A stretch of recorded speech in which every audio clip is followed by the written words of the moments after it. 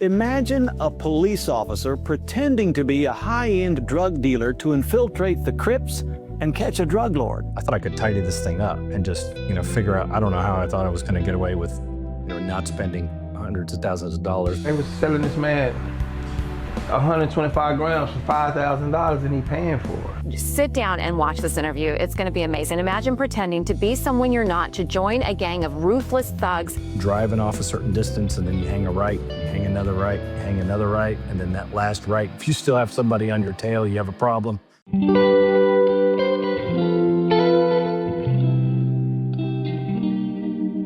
All right, we are joined today by Tegan Broadwater, who is the author of, it's a bit of a mouthful, so bear with me. The book is Life in the Fishbowl, the harrowing true story of an undercover cop who took down 51 of the nation's most notorious Crips and his cultural awakening amidst a poor gang-infested neighborhood. How are you doing today, Tegan? I'm doing great. And that's not even a run-on. I mean, that's punctuated properly, believe it or not. It is, but it's that's not a subtitle, that's a subparagraph. Yeah. I'm going, okay, okay, here we go. Well, you know what? I'm going to start with the thing in the room. First off, I tried to dress for the occasion and I see it says Crips, there's blood. So I'm wearing purple. I should be safe, right? That's right. You were both neutral. Love it. That's where you go. All right. Well, now I'm going to have to immediately go in and go, Crips. I don't want to go down a racial divide immediately, but the Right. first thing that comes to mind is you do not resemble the movie Colors. Yes. Yeah. And Well, except for the cop part. right. Right. And that's, one of the most obvious things and people are a little skeptical to get into that too, because it's really not a racial thing, except that it's so terribly obvious that, yes, I don't look like I fit into a predominantly black street gang. So actually I didn't go in trying to fit in. I went in trying to stand out and wasn't trying to join the gang. I came in posing as a high-end dope dealer and leveraged dope to get in and tackle the gang violence that way. So I provided myself more like an opportunity than some kind of competition. And I think that's kind of how I manipulated that whole situation. Okay, now can we go into process? Because I mean, I think that's where things get really interesting. I guess you came in not as a street level from what you described, but kind of like hey, I could be a potential hookup if you want illegal materials. I don't know, is it drugs, weapons? What did you offer? How did you put yourself on the market?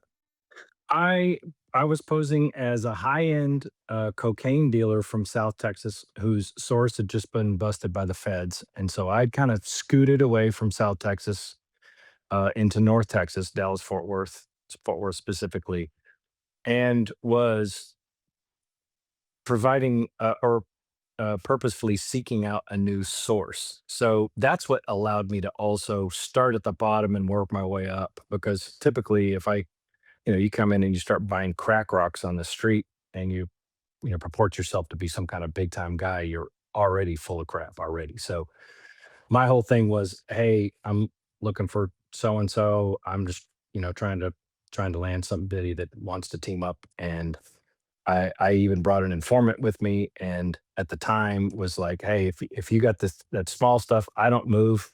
What we called it during the time, I said I don't move hard, which was crack cocaine. I said I only deal with the powder. So if you guys got something to move, my boy over here is looking to get his hustle going. So I'm just helping him out. But I personally am just looking for somebody who's doing the weight. So I was patient and was telling them no when they would try to offer stuff. And I was also refusing to answer the 100,000 questions that they had, because typically, not only would a white person not be involved in the gang areas, but in that particular neighborhood, it was such a standout that there was, the only white folks that usually went down there were obviously junkies buying small time stuff or people that were getting their heads bashed in. So my whole thing was all about, hey, I'm hands off. I don't even want to touch any of this product that you guys got because you guys are dealing on such a low level. I'm just helping this kid out over here because he's trying to get his game going. And so I would provide the money to him and watch the deal happen on the passenger side while I was just, essentially being privy, creating a case, right, as a witness there for the small time transactions, but also allowing myself to come and go. And then, the people that would give me the 20 questions, I would just say, forget about it. I got, other places that I can go without dealing with this. If you think this is how the game's played, then obviously you're an amateur. So I'm not going to hang around here. And they'd be like, wait. You're going to miss out on the money. Then all of a sudden people become a little more interested. And, over time, that kind of provided an opportunity for me to kind of go up the ladder a little bit. Other than him having large amounts of money to purchase drugs, how else did he get in? Someone, they was greedy, man. They was selling this man 125 grams for $5,000 and he paying for it. You know what I'm saying? And they would come tell me, true enough, I probably would sell them the powder to cook it up. But I got the white boy over, the white boy kid. Let me get it. He trying to get a quarter. Let me get 125. You know, 125. I thought he said he's trying to get a quarter.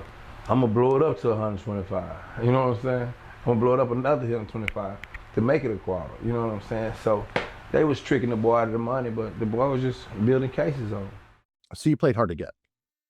Yeah. And I honestly, that was one of the main things I think that allowed me to get in and establish myself, because 99% of the undercover deals that are done in the modern era, I mean, ever since really the 80s, is that you get some kind of complaint, you go use an informant or go make an undercover buy or something, and then you write a paper and you go hit the house and you take their stuff and then you move to the next. And it's just this cycle that's absolutely ridiculous. And so this in particular, I thought I would leverage the dope to get in, but it wasn't a dope case per se. I was leveraging dope only on people that were Crips and claiming to be inside that network so that I could just leverage a way to prosecute them from the inside out and do a long-term operation, which is kind of unheard of in modern day municipal departments for sure. How did you get involved in this particular case? I mean, what happened? I mean, you walk to work one day and a lieutenant calls you in and says, "Hey, Tegan, we want to do such and such." How does this work? Yeah, I was already working dope cases for a while, and there was a particular neighborhood within a bad side of town that was a particularly great nuisance to the city, to the extent that one of the city councilmen finally pitched a fit. The mayor pitched a fit. They had this big And this shindig is at the which city town? in Fort Worth. Fort Worth. Okay. It was southeast Fort Worth, which is also kind of an understated city. I mean, it's the 11th largest city in the nation, but with being adjacent to Dallas, people underestimate all that. But um, they basically got with the chief, and the chief said, "Hey, no holds barred. We have to take care of stuff that's been too many murders and too much of this. We don't have enough resources to abate a lot of these things. So we need to start sparing no expense, go in there and tear this place up." It had been a place that police had deemed the Fishbowl because there was one way in and one way out.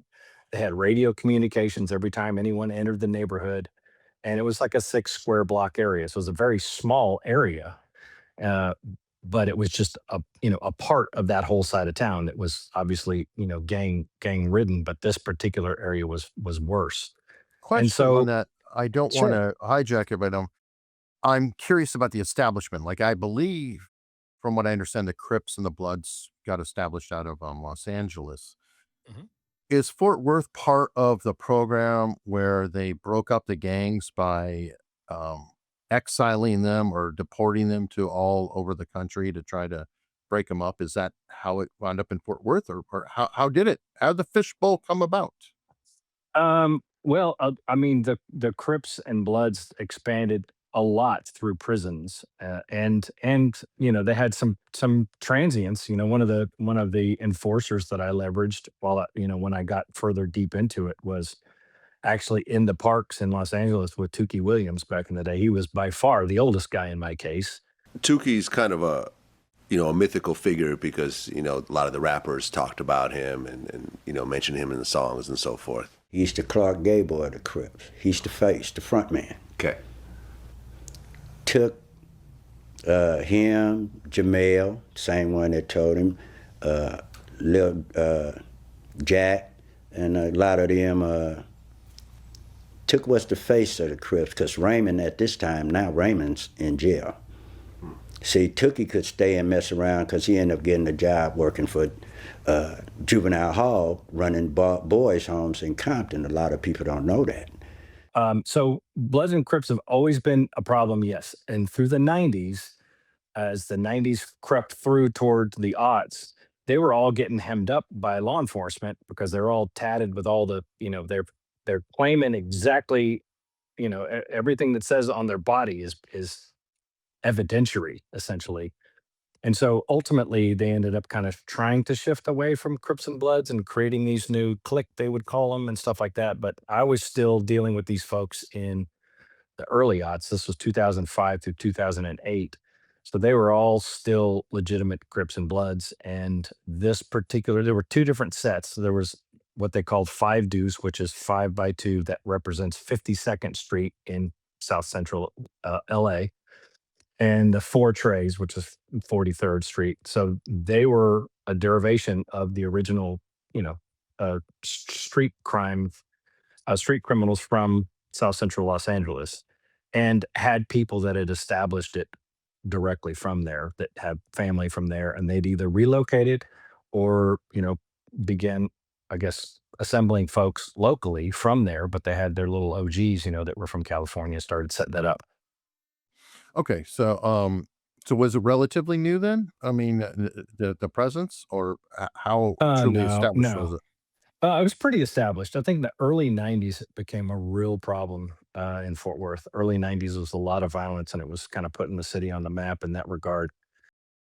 Growing up in Fort Worth in the hood, what are some of the things you used to see when you were coming up?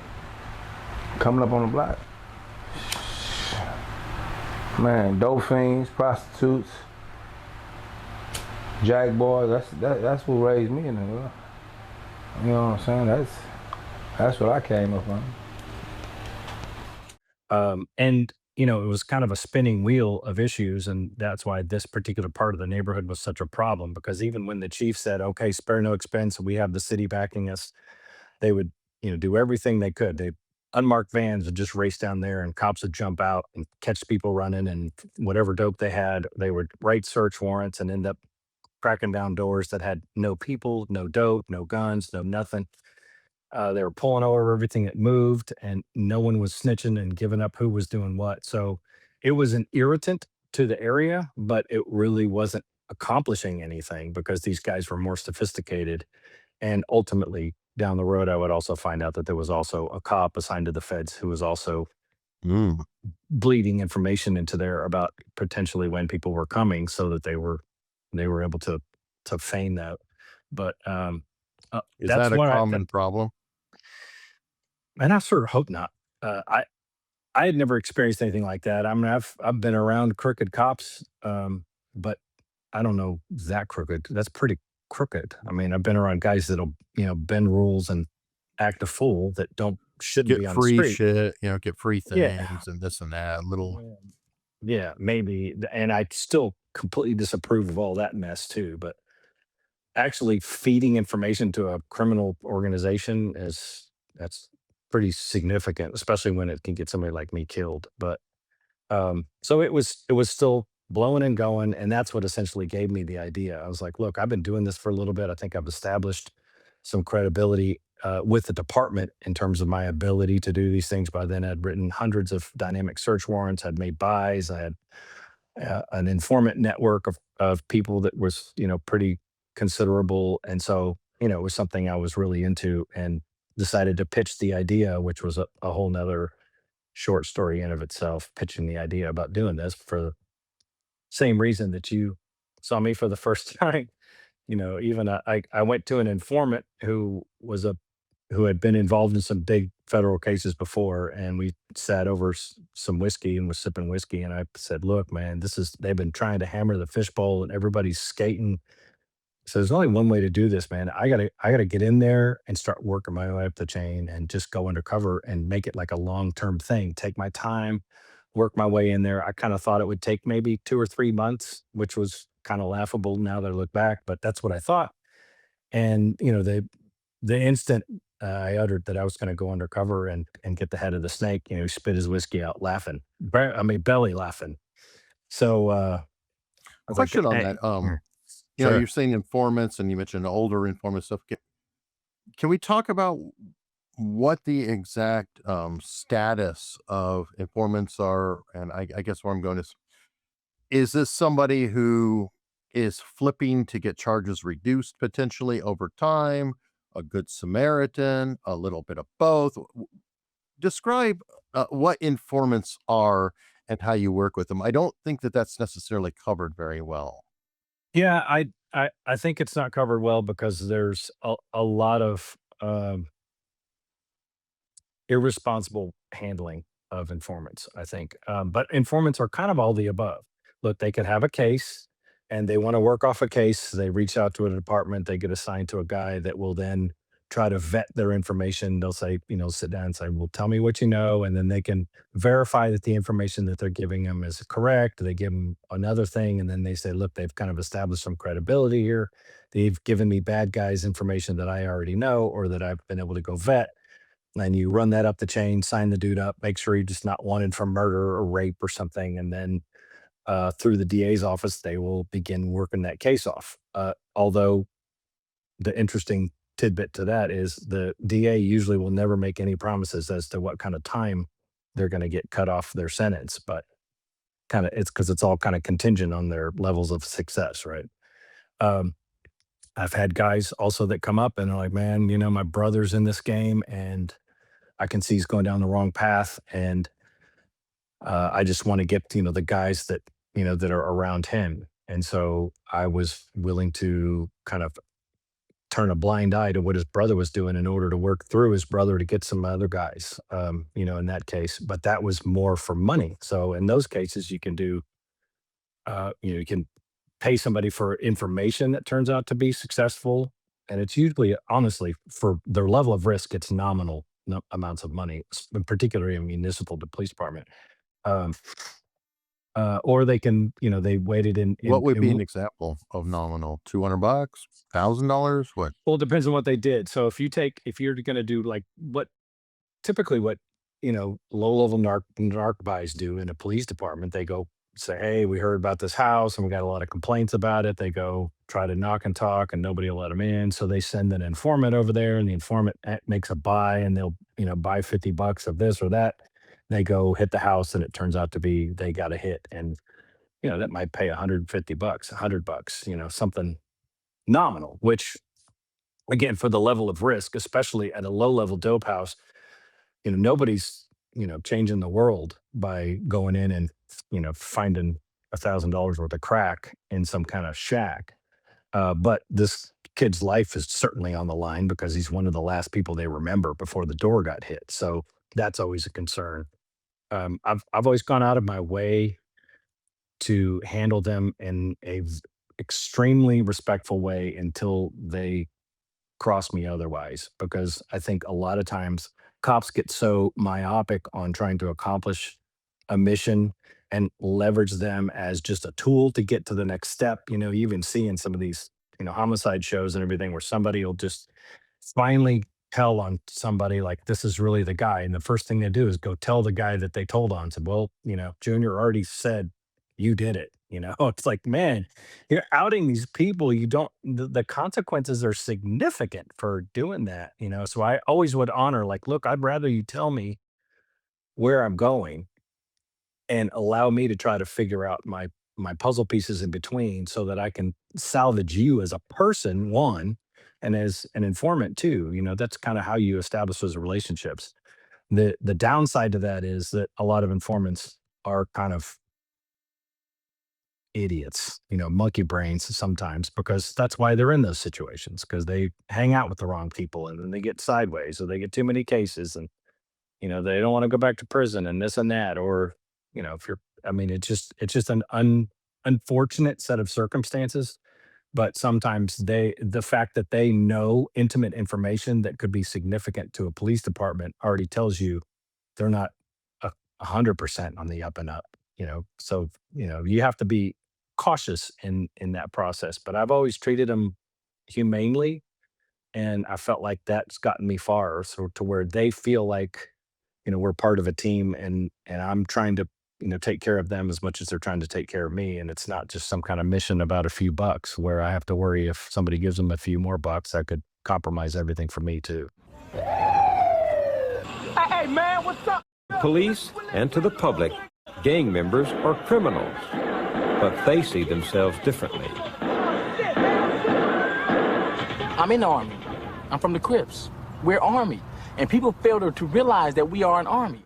Do you have long-term informants? Yeah. Like ones that they've been doing it for a while, and how does that work? I mean, do they get busted because they have bad habits and then just have to keep informing, or do you just kind of leave them out there like they're sort of a police officer in their own mind? And I'm not trying to be mean. I'm just Yeah, no, I think a lot of them do get into that kind of frame of mind sometimes, and most of those long-term ones are guys that make money to do it, and they just feel like it's kind of living on the edge kind of a deal. And I would just say that's the bad guy version of being the undercover, because I would go into these situations too, and I'd crank up the same kind of music and just kind of play the role, and then kind of get into the vibe and feel like I'm a part of it for a minute, and then go home and be normal again. And those guys are kind of doing the same thing, but like I said, they have a whole lot more to lose in a lot of cases, which is why going deep cover is a little more complicated, because a lot of times if you're doing an undercover buy and they find out that you're a cop, then that's a big deal, and they want to know how you found out, but they're not looking to kill you. If they found out that you were a snitch and you're the dude next door and you're trying to make a buy, then your body ends up in a ditch. So when you're working deep cover, there's less of a chance that they think you're a cop, because you're establishing yourself and establishing relationships and moving up a chain to where I'm essentially getting to know a bad guy to such the extent that he introduces me to another bad guy that can even put more risk on their whole organization. And so, and when you vet somebody, it's similar to what we would do in our world. If I say, "Hey, Eric, I swear by this guy, I think you would be the greatest guest, man," and I know we've had a little rapport, then you'd probably just call the dude. You wouldn't do as much of the research as you need to find out, because you trust me. And, it's the same thing that works in the criminal world. So, that's kind of putting a lot. is there a little bit of mutually assured destruction then, where because I mean it would be hard to find somebody trustworthy, in my opinion, who okay, first off, they may be a criminal, they may not. Like you've said, there are both. Um, what is to prevent them from flipping? Is it the fact that if they do, they'll wind up dead, and so you have that on them, and they have you. They have the fact you're undercover on you. So between the two, it's sort of a uncomfortable partnership into hell. I think that's a good way to describe it. Yes, you kind of essentially, if you're really going to work together, and a lot of my guys I would leverage for information specific stuff. So they had a little bit less hands-on stuff, and or if I needed them for an introduction or something that's more hands-on, I have a little bit more over them. um, I didn't think of it like that. At the time, you have to be just consciously aware that at any time these fools can flip and do something stupid, because that's why they're in this situation in the first place. So yes, there's a great deal of risk to it, a great deal of stress, and that's the other reason why, again, I treated them like the people that I cared about, because they were people, and they were people I cared about. And when they did boneheaded things, I would go to their house and mentor them like I would anybody else. Like, hey, you can't be a bonehead. You know, this is going to land you in jail, and I can't do anything to help you with this. You know, why are you using it? What are you, whatever. And I think the more you can establish a genuinely authentic rapport, the more you can count on them to kind of be bought into serving you in a loyal way as opposed to serving a mission, because really the mission isn't their goal anyway. Your mission is only yours. So if you develop a genuine loyalty between the two people, I think you stand a better chance. But yes, it's always touch and go. Absolutely touch and go. Well, it sounds to me like, and I may be making an assumption here, like you absolutely need them. Like if you were to go in and try to infiltrate just on your own without any informants or anything else, then you have nobody watching your back. Like by having at least the informants, you might be able to have a bit of a tripwire that something bad is going to happen to you, or you are at risk, or maybe you've done something wrong and there's a murmuring that you have to worry about. Am I wrong on that? That it's kind of a team effort? Um, yes and no. So I mean, it's all situational. Yes. I mean, I leveraged an informant who essentially had to do nothing except be the dude willing to buy something that actually fit the demographic.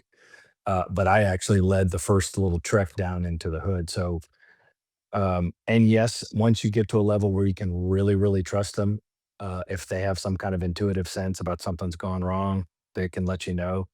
Um, but at the same time, when you're alone, I'm I'm not a cowboy, and I'm certainly no superhero type. But if I work alone, I feel like I'm able to control my environment better, even though I don't have somebody literally watching my back. But I feel like there isn't somebody else I have to worry about. A lot of my most difficult situations were born of being around, guys that end up acting a fool, and then I have to deal with two things at once. And the fewer things that I can control, the worse the situation can dive. Is that dictated by timing? Because I would think, like going undercover for one buy or one encounter is one thing. You do it, things go down, you move on. But you were talking about something that you had 2 months to establish yourself, and it wound up taking longer. You said that that was a little short sighted on your part. Um, how does that work? How does the compartmentalization work? And how do you go home from that? Because technically, the more time and the more contact you have, I would feel there's more opportunities for something to go wrong. Well, again, I hate to be redundant here, but yes and no. So once I was able to establish myself more and work my way up the ladder, I was dealing with people more on a level that I could relate to because they were doing business, not doing cocaine and selling on the side. So then I was dealing with people that were also concerned with how business was done, which is how I always acted. I would be a lot more concerned with how we did a deal with these small timers, and then trying to get them to make the side deal so that they can introduce me on up. How do you go home from it? Because I mean, you don't want your family to be brought into it, right? You were essentially living a double life. What is the firewall? How do you prevent that particular overlap? Which you could go walk to the mall with your wife, and all of a sudden stumble across somebody, Right. or something could happen. Yeah, and that happened. So there's a number of things that I had to do, and it's one of the other anomalies about this case that you're working deep undercover in your own backyard makes it twice as complicated. I only lived about 17-18 minute drive away from the Fishbowl itself, and that whole rest of the neighborhood was just minutes from there. So I would do heat runs, where you're driving off a certain distance and then you hang a right, you hang another right, you hang another right, and then that last right. If you still have somebody on your tail, you have a problem. And I would do a number of those little heat runs on my way out back to my home. The main thing that I started with also is that when I had this harebrained idea to do this, not only did I pitch it to that informant that I wanted to ride with me, but I pitched it to my sergeant, but I first pitched it to my wife, because you can't do something like this if you don't have a support system at home. Because this is just the kind of stuff that'll burn a relationship if she's like, "Man, I really don't want you to do this, but you're making me put up with it." nobody will survive that because there's just too much drama. There's too much spur of the moment stuff that happens all the time. You're just constantly over there. So with her cooperation, I was able to talk to her about certain things and try to put her mind at ease as much as I could. She was quite curious, and at the same time, I didn't want to freak her out. But when I get a call at 1 in the morning and somebody says, "Hey, man, I'm rolling back from Waco. I can be in town in 40 minutes, and if you want to knock that couple of keys out, then we can meet." And I would just roll out of bed and start going to do stuff. So it is something that with spousal support is very important. I had a kid at the time too, but he was younger, like 10-ish, and knew that I was a cop, probably knew I was undercover, but it wasn't any kind of, a life-changing thing. For me to focus on him, yes, and make sure that I was doing all these heat runs. We had a familial process when we were in public to where if I would tap my wife and let go of her hand and just walk separate, and then she would just know if she's with my son or whatever, they would just walk off as if we were just walking and passing, so I could go greet somebody's sister who I knew or something, from this street, or whatever. And it was super stressful time, obviously, but those are the types of firewalls that you're talking about that I would put in place. The second thing is that when my wife was in not only my support system, she was my accountability partner. So once this 2 or 3 months turned into 10, 12, 14 months, she was the one that finally, yanked me by the collar and said, "You're turning into somebody else, and something has to change, because you're not the married man I married," and giving me that speech, which will, for somebody who's married way up like I am, that'll stop you in your tracks too. But it's absolutely necessary. And I don't want to sound like this is not a movie. And like I said, I'm not trying to make myself sound kind of badass or whatever. I think it's ridiculous when people say, I got into this deal and I changed and I started using dope and I started, whatever. I don't have any sympathies for those guys, but I can absolutely see how typical behavior changes. When I was down there 7 days a week and I'm starting to talk like them and I'm starting to use certain terminology like them, and then I'm stressing about what's going to happen on the next deal like them, or there's certain levels of things that creep into your life that are a part of a street gang's concern that when you're a normal dude in the real world start taking you away from your typical personality because you spend as much time or more in this hood over a period of 2 years. So she was an accountability partner too that was a great blessing in that regard. Okay, and how does that work? Because you're bringing up something that raises a question for me. How's it work in the long term? And at what point do you say, okay, this is what we're going to get? Time to start wrapping this up. And to explain further, I assume that, for example, you're investigating me, right? We go hang out and you sell me some stuff. You don't immediately go, "Eric, you're busted. Boom. I'm in, handcuffs and taken away," because you're building a much bigger case. I don't know if it's a RICO case or not, but yeah, I guess similar on a Yeah, state it was. level, whatever. Yeah. But you're going to let a lot of deals transpire, right? And you're just going to record, made this deal, made this deal, made this deal, made this deal, and accumulate over time. Or am I misinterpreting what you're doing? Oh yeah, that's it. And essentially what happened with my case after 8 months, I was running out of resources because you can't do this on a city budget, even if it's a big city budget. I was spending my whole team's budget times two every week just buying samples from these fools and just saying, "Hey, for this works, then I'll come back and this and that." So eventually we shopped this case to the FBI who picked it up, assigned me to the FBI, send me over to their office, and I was assigned one Overwatch there. And then the next day, I was, given, here's 16,000 in cash, and here's your Range Rover, and here's whatever. So then I could finally come back and say, "Okay, remember all that crap I've been talking to you guys? This is how we complete the deals." So It's kind of interesting to consider that it's almost like a business transaction, even on the legality side. I mean, let's back up for a second. Like, it's almost like you created a product. In this case, you're creating, I'm going to treat it like it's a television show or something, right? You're creating a program, and then now you're trying to sell it to a distributor because you obviously can't afford to film everything. it's not completely different, or am I wrong? That you're like, oh, you're building this case, and then you get an investor, that's the FBI, and you're saying, okay, well, now I need this equipment, I need the cameras, or in this case, I need the vehicle, I need the Yeah. money. Right. It was something that I dreaded, to be honest with you, because like I said, I thought I could tidy this thing up and just, figure out. I don't know how I thought I was going to get away with, not spending hundreds of thousands of dollars. But um, when I sat with my sergeant, I was like, look, these guys are going to start calling bullsh on all these sample deals. I was like, I'll spend $4,000 on this, but it's just, we'll see how it goes, all that. He said, well, you have to get, through a federal agency. Obviously, we started with DEA, and they were like ecstatic. Well, this sounds great. Obviously, I wouldn't give up everything I had, but I was giving them the structure and the progress. It had been, I've been doing this for 8 months by then. And they're like, this is great. We have some guys that we could get in there. You could introduce them, and then we could take it from here. I'm like, no, no, not for 8 months. I'm not handing this to some dude that's gonna try to just come in and take over and finish this for me. I want to see this through.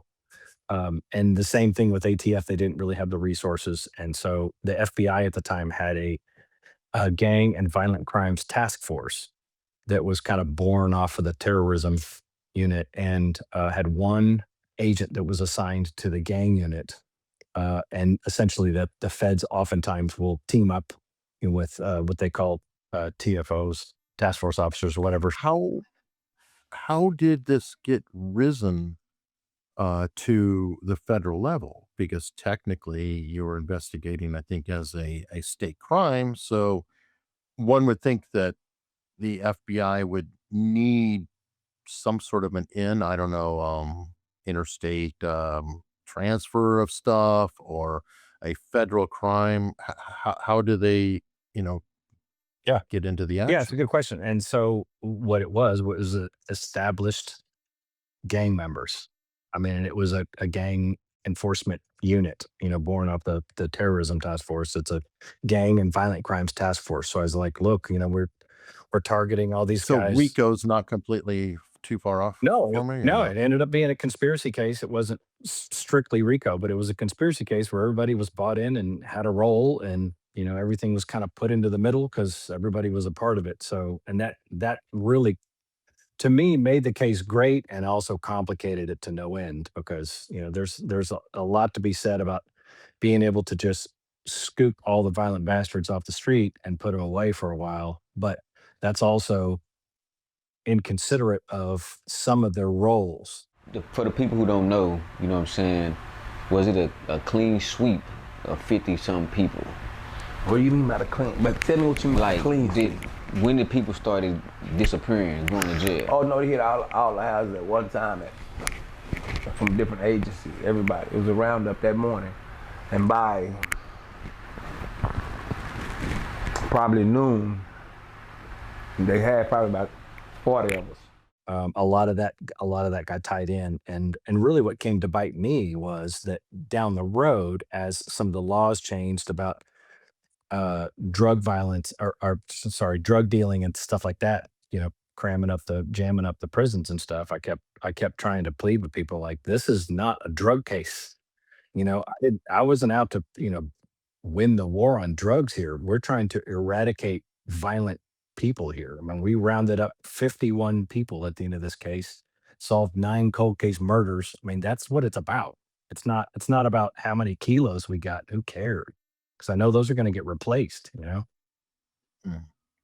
Well, okay, now I'm going to just go into a question. I'm sure it'll make your skin crawl or irritate you as soon as you hear it, but I think it's important to address. I love it. Yeah. How do you prevent entrapment claims?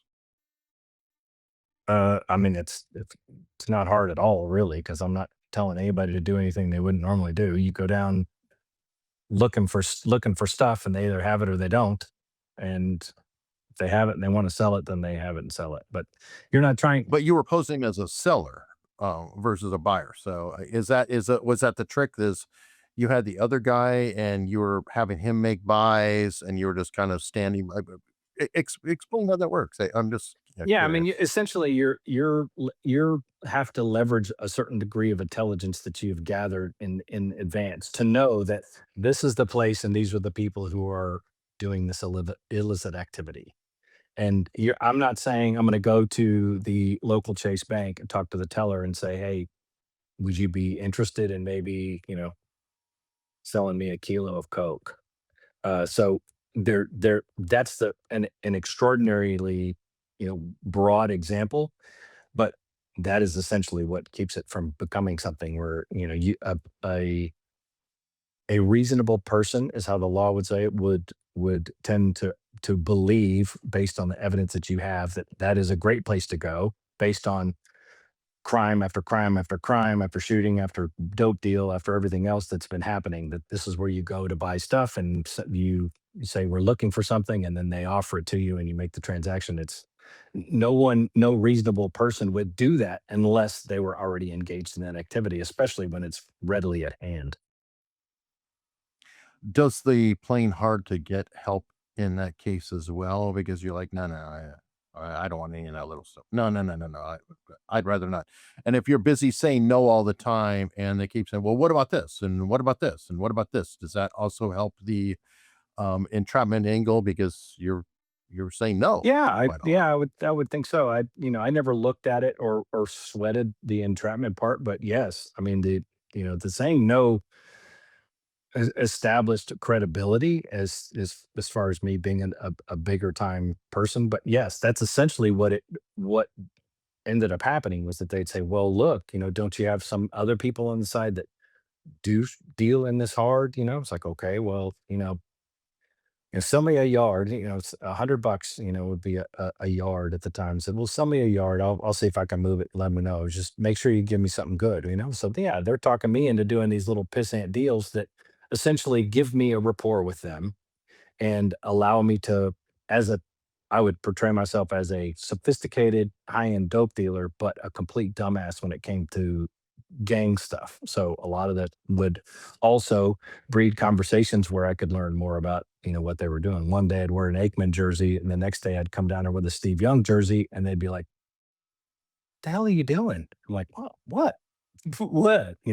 Tell me what I'm doing." So then let them explain why you don't wear a bright red 49ers jersey. First of all, when you live that close to where the Cowboys play, you shouldn't be doing that anyway. That gets you killed anywhere near Dallas. But uh, let alone with the Crips wearing a big red jersey down there, that I would do on purpose in order to elicit that conversation. I knew they weren't going to shoot me because I'm some white nerd down there, driving around with a red shirt. But once they got to know me, then that's what I expected. To be like, dude, you can't be doing that around here, and this is why. I'm like, okay, right on, right on. Then I'm starting to understand who's a who and all that kind of stuff. So yeah, I didn't worry about entrapment. Counterintuitive. Yeah, it is. I would just, I'd leverage the whatever you want to call it. But I wasn't leveraging my legend in a lot of ways, because I think a lot of those are important, especially if you're gonna, especially nowadays. I mean, we've got guys like the Kiriakus and all those guys that worked, as a lot of the internet and ability to research and find stuff was just being born right now. I can't imagine doing this now, because back then we had internet barely, but it wasn't like I was showing people all my IDs and telling them about where I've been and lived and stuff, because that's also counterintuitive. When they start asking those questions, the first thing a cop's going to do is say, "Yeah, here's my license. That's really my name. Can't you tell?" It'd be like, what dope dealer does that? You're asking for my license? That's what you're doing? Let me see your license, and you tell me what your mama's name is, and then we'll go from there. We'll see if I want to share what I got. And they're looking at me weird. I'm like, yes. I mean, I ain't answering that stupid question. So you think I'm a freaking rookie? I'm giving you that information. You want to do business, or do you want to have 20 questions and go back and forth? So yeah, that I didn't have to leverage a whole lot of that. But you're right. In terms of the ruse, it just made a whole lot more sense to allow them to do a lot of the work. I would just let them know that I was a target, in essence, in a very subtle way, and then they would do the rest of the work. Have you ever heard of the Ben Franklin effect? Don't think so. You weren't doing it exactly, but I can see the result being similar. Ben Franklin was dealing with another politician who hated his guts. I mean, just they weren't close or anything else. But this particular politician had a magnificent library, a lot of really rare, great works and things like that. Counterintuitively, Ben Franklin reached out to him asking if he could please read and borrow one of these great works that the person had, because obviously the guy had such a great library and so much knowledge. And the guy provided him with the book. And that established a great relationship to them because Ben Franklin was indebted to him, and the guy invested in Ben Franklin by giving him that book. So in a odd sort of way, when you walk in with the wrong jersey or you do this, and then they tell you, and then you straighten it out, they're kind of taking you under their wing and psychologically will come up with reasons why you're a good guy and why they are actually caring for you, and it can increase the relationship. Right. And as inauthentic as it is, because it those practices start feeling authentic even from my end, after spending that amount of time doing that kind of stuff. But you're right. It is kind of another one of those trade-offs. We're doing little bits at a time. And if you want to trust me, then this is how it's gonna go. And then when it goes well, then you kind of take the next step. So it is a process of learning how to trust and kind of buy into the other person on a personal level. And it's also what ends up being more emotionally devastating at the end. I was gonna say, did you actually build some almost friendships? I don't know if they really are or anything, but started to genuinely like some of the people you ultimately were busting and taking their life Yeah, it's away? a great question because yes, several even that I really felt for. I had it all planned out in my mind, because by the time we're approaching the 2 year mark, and the U.S. attorney is the one that drew the line. By the way, I know you asked that earlier, but I probably could have Mhm. kept going until we got the 10th Mexican. I've been working on my way up, but he drew the line at 51 people. Um, and ultimately it's I thought that, okay, these guys they have social redeeming value. So I think, as long as they cooperate, I'll even testify, and cleared it through the AUSA and everything. Said, look, I want to testify on behalf of their character, these guys. Like, if they got a giant break because I testified saying I know them well enough based on all this stuff, please show them a little bit of leniency, based on the type of person, and then I'm willing to do that for a number of them. They were talking about out of the 51, we might be talking about, 10 people, maybe, maybe. But yes, I felt like I established some really decent relationships because a lot of times I would go down there without extra money and just, bring a 6 pack of Magnums and beat their ass at Madden. That would, establish as much street cred as anything else. So I was getting to know these people when I didn't have the funds. I still had to be down there because that's just who I was. So ultimately, what I found out was, the federal prosecutorial process is what it is. And even though I'm in the AUSA's office and working alongside the FBI trying to get these things settled and debriefing people and everything, some of these guys felt the same way. They were either completely unwilling to talk to me at all and cooperate and just gave us the birds, it was devastating to me too because I was thinking, man, I really wanted you to skate this thing with a minimal sentence, but it's up to them to cooperate. And to me, in my own mind, I'm thinking, bro, it's okay. I will back you. I'll testify for you and everything else. And they would look at me like, you're sitting across the table from me telling me this after you just completely fed me full of a line of crap for the last, however many.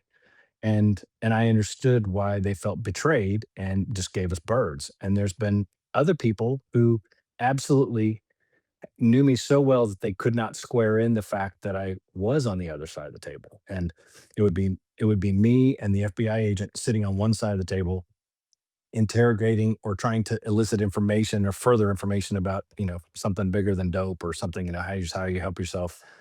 And she, the FBI agent, would say, we know you did this and this and this. He said, no, I never did that, man. Tell him, T. Tell him what's up, T. And I'm like, man, man, I'm on the other side of the table. I want you to listen to her and to listen to me now as, this is the federal system now. Like, you have a lot to lose. Let's change the landscape here. And they just couldn't frame it.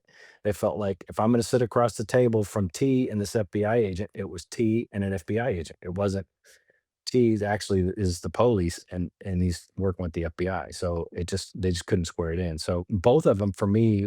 Were you limited by what you could or could not say by the AUSA and the FBI? Not really. No, not really. It was pretty organic. Some of the conversations were fairly candid and they went great. Guys cooperated, all that kind of stuff. But really, a lot of it was contingent upon what federal judge they drew and how much they would actually cooperate. And so that's where it became really complicated because even some of the folks again that I put on my list, like, man, if they just cooperate a little bit, I'll testify and blah blah blah. So some of them did, and I did take the stand on their behalf, and they got sentences cut down. And some of the other people, the remaining defendants, saw that I kept my word there, and they wanted to come on board. But it's like I'm going to testify on everyone's behalf. There's some people I want to never get out, and other ones that I hoped would only get a slap on the wrist kind of a sentence. So, but it was devastating emotionally for me in both cases, because man, they can't get over the fact that I'm T. That's how sold they are in this. They just can't even square it in. They're not going to help themselves because they feel like it's me and them against the FBI, and then the other ones that just gave the double birds, which I also didn't blame, also was hurtful because I really did have a genuine appreciation for them as a person. They just didn't know who I was, but I knew who they were. So they had the disadvantage of finding out that I was somebody else, but I knew the whole time who they were, and I knew that they had, some promise. So it was emotionally was, it was a big kick in the balls emotionally, honestly, but it was not that it wasn't worth it. It was just, you don't leverage a lot of that emotion when you're working undercover. You're super hyper focused on accomplishing the mission and moving up. And, if you let yourself get emotionally distracted, you're going to be dead in a minute. But once that roundup came and all these things started unraveling, it was hard for me to hold together. It was a lot emotionally, a lot for me. So you do have regrets. Oh, absolutely. Yeah. I mean, would I do it again? Yes. But do I wish that I could control more of it? Like once once the arrests happen, it's like, I wish I had a little bit more of a say in how this works. But you hand it to the courts and the assistant U.S. attorneys, and that's kind of it. It's out of your hands completely. They could decide to do whatever they want with that case, and then you have nothing to do with it. And I don't feel like I was betrayed by the AUSA or anything, but the judges kind of did what they did, and we had one judge who I'm still friendly with today, who I feel like is uh, very sensible. If somebody shows their ass, then he will hammer them. But if somebody really has some interesting things to say, and he feels like they have something to offer, he will also show some mercy. And the other federal judge has passed away now, but he was famous for hammering people. He didn't care if it was a cop on the stand. He was going to kick your ass while you were up there.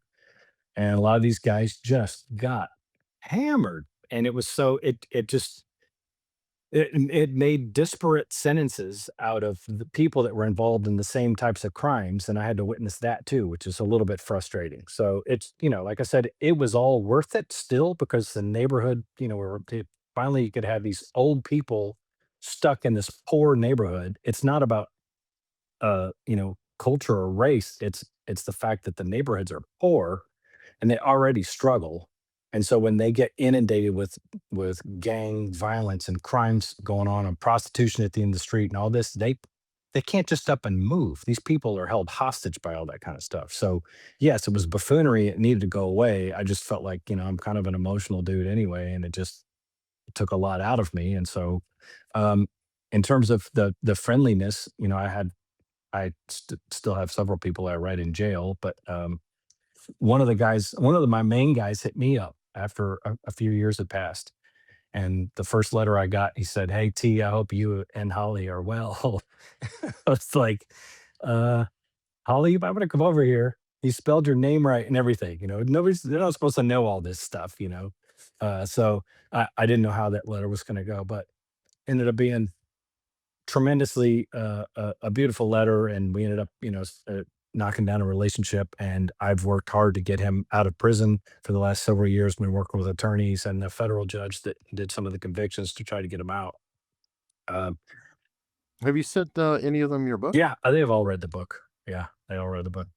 Okay, I'm just Yeah. saying that would be kind of maybe your way of communicating. And on that note, you said it was an emotional toll and everything else. Could it be argued that there may be a shelf life to that kind of an operation or career? As an example, I've interviewed Jack Barsky, who was a mole in the United States, the longest surviving mole being completely undiscovered until the Soviet Union fell. And he talked about how the KGB had a 10-year shelf life for their undercovers because after a certain point, they would, first off, the people going undercover had to be very independent minded, et cetera, to be able to survive on their own. But after 10 years, they started to go off the reservation. They would either go native or whatever would happen. In a case like this, because you just mentioned a big toll and everything, could it be argued that maybe there should be a shelf life for undercover operators? That's a great question. I've had conversations with everybody ranging from Kiriakou doing the CIA operations type stuff to um, Joe Pistone, I just had a conversation with recently. And Joe Pistone in particular helped establish in the FBI a training program specifically for their deep undercover operators that that especially deals with the emotional health and dealing with their levels of stress, because it is when you get into something deep and you stay away from home for long periods of time, and you're not actually able to just come out of character and do something for a week and be back, it starts tearing you up. So yes, I think there needs to be some. I think there's a genuinely a shelf life that only certain people can take this kind of work anyway. And then of the people who can take that kind of work, I think as long as there's a realistic monitoring of their mental health and making sure that they don't end up doing operations like in some of those instances, if you're worldwide, that's one thing. But even then, a lot of your missions can begin to overlap. And, if you're doing conspiratorial stuff and moving in and out and working covertly, once those cases come to a close and they find out who you are, then you show your face somewhere else as someone else's name. I mean, there's always going to be, the longer you go, there's always going to be that little possibility that they can connect those people and find out that you're actually one person. So there's also that concern. But honestly, beyond that, by the time I was, 12 months in, I can't imagine how much better I was at month 12 than month one, even though I had experience before this. I didn't have experience in these super long term deals, obviously. Mhm. The amount of skill that someone with 10 years would have would be great. I don't think, as long as you're checking them, I don't think I can see where the KGB, or if you're doing spy work, they would be concerned about the level of integrity that you have. But I mean, kind of is what it is. If you're good at it, great. And if you're not good at it, then you're good to no one. So I don't know. That probably doesn't answer your question, but I can see that. I No, it think it's does. a It's logical way to look at it. yeah. I think 10 years would be a lot for one person to be going back to back to back working cases like that, where they were gone for long periods, if not years. And the psychological, did the department or anybody help you with that? Did you seek any kind of therapy or help or anybody to work through what you were doing? No, because they were not equipped to handle a case like this, nor do they do cases like this. The only reason I even got away with this is that I had a sergeant who knew what my goal was. I pitched it to him. He kind of feigned heat for me being out of the office all the time and working alone. And of the times that I worked alone, I doubled that amount of time working off the books. And it's the only reason why this thing worked, because even after this case, I tried to start one other one. I was into picking up stuff at the border at the Freeport shipyards for that the Mexican mafia was shipping weapons through steel shipments on boats that were coming in there. And by then this Fishbowl case had become kind of a big deal. And so at that point, in order to even allow me to do half of what I was able to do autonomously in Fishbowl, I had to have, 8 gold badge people, finger screwing every single move you make. And I can understand that because they're like, well, I'm not going to send you out there to be rogue and be on your own and whatever, like you did the first time, because I'm responsible for your life. I totally understand that. But it also means I can't do my job. I mean, you have to have some of that autonomy in order to even accomplish half of this stuff. You can't, there's no time for somebody to make that call I mentioned earlier. They call you 1 a.m. and say, man, I'm on my way from Waco with a load. I can meet you in 40 minutes. I'll be home. And then what are you supposed to do? Wake up your team of 8 dudes. They're all up 8 white dudes in ball caps. They're going to go park in these Ford Explorers 2 blocks away. And then, by the time you get loaded up and wired and all this crap that they want to do for safety's purpose, which is legit. But by the time you do that legitimately, there's no deal. They're going to get suspicious the fact that you show up 3 hours later and then there's a bunch of white dudes parked in these rental cars everywhere. And I mean, it's just weird. And then all of a sudden you're wearing a wire. I wore not a wire one because that's the last thing I wanted to do was get inside this trap house where they just locked all the burglar bars behind me and then them find a wire on me. Because at the time, the only recording devices they had were those same goofy things you see in the movie they tape to your chest. I'm like, I'm not wearing that. That's the first thing they're going to look for. And I would look for that, So no, I'm not wearing that kind of stuff. So yeah, I hope that answers your question without going off in too much of a tangent. To wrap things up, I always like to ask a final question, which is essentially, what is the one question I should have asked you but neglected to? I think the main one of the main things that happened to me was, and I found the real purpose when I started this case. I think that it was to salvage a neighborhood that was held hostage. But when we got done and we rounded up 51 people and went to federal prison, and we did all these debriefs, we found out there were essentially 104 kids left born of these 51 criminals. And so I felt like at that point, did I make an impact? This would be the real question. Did you actually make the impact you wanted to? And ultimately, it was a step that got me to realizing where the real impact happens. You have to go in and eradicate the criminals that are committing violent crimes from those hoods. You have to pull them out and put them in jail. But that's not the end of the process. That'd be like saying, let's go bust down the door and save all these people that have been sex trafficked and then just send them home and hope they do okay.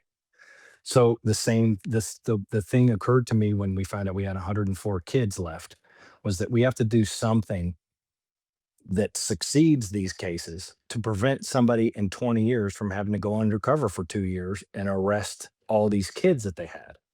So ultimately, what all the book profits are all donated to charities that mentor children of incarcerated parents, because ultimately you have to teach kids at a younger age that are susceptible to joining gangs and stuff that they have a ceiling that's higher than what they see, because they're around, even the adults a lot of times that they're around are not the types of influences that give them any inkling that they can be more. And so the heroes of their, the people they look up to are all driving nice cars and making a couple grand a week or whatever it is.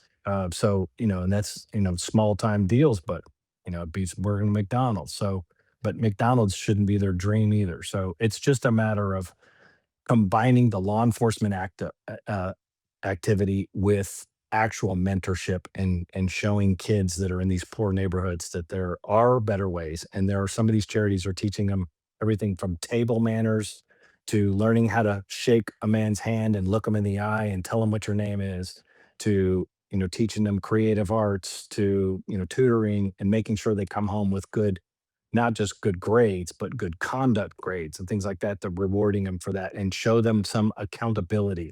So that's really was the giant lesson that came from this. And that's kind of been my mission, is to show how alike we are. We have a lot in common with these criminals, so much so that if they are to ever get better and get out of prison and be great, that's fine. But we have to take care of those kids so that it's not a cycle of violence anymore. We can start one by one, kind of nipping at that level of numbers that keep reciprocating. Tegan is the author of, here we go again, Life in the Fishbowl, the harrowing true story of an undercover cop who took down 51 of the nation's most notorious Crips and his cultural awakening amidst a poor, gang-infested neighborhood. Tegan, thank you so much. Thank you, my brother. Appreciate you having me on.